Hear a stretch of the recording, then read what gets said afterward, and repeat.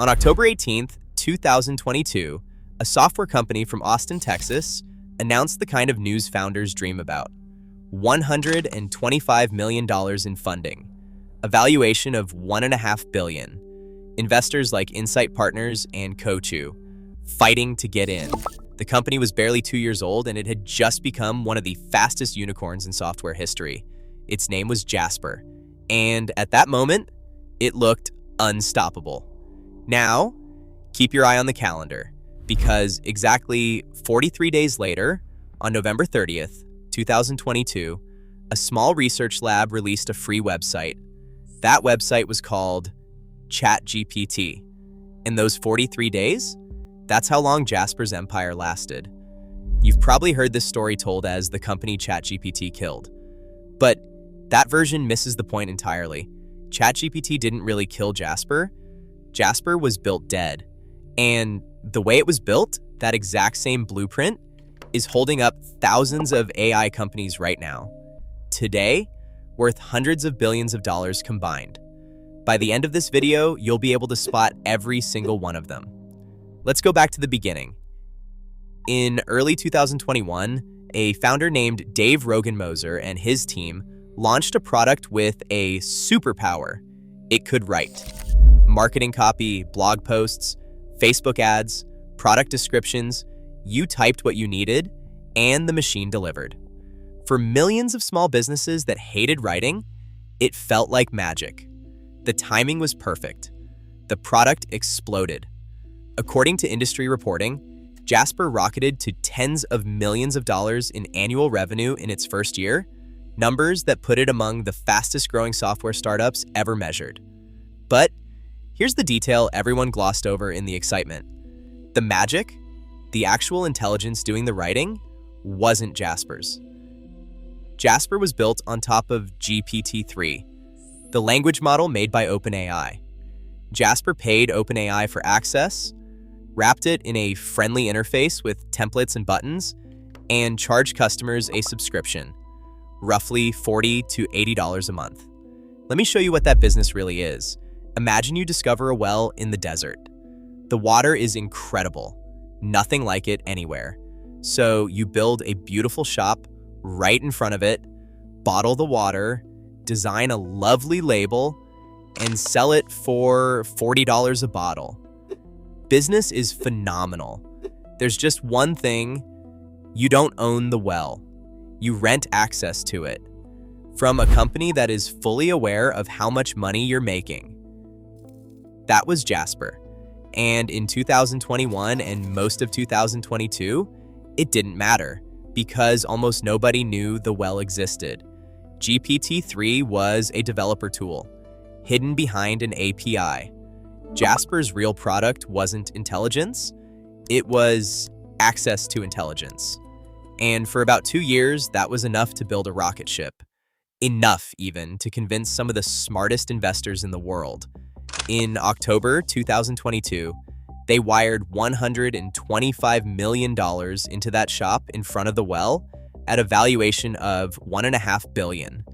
43 days later, OpenAI, the owner of the well, opened a free tap right next to the shop for everyone on Earth.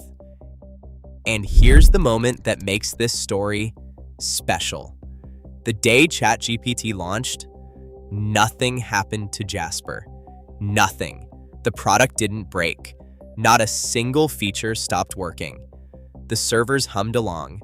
Everything Jasper had built was exactly as good as it had been the day before. And that was the problem.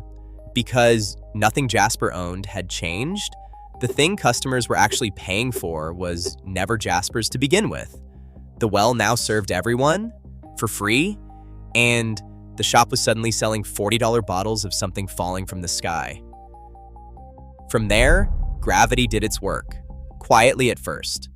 Through 2023, growth stalled. In the summer, Jasper laid off staff.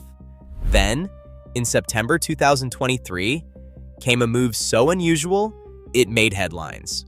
Jasper cut its own internal valuation by roughly 20%, from the $1.5 billion peak toward $1.2 billion.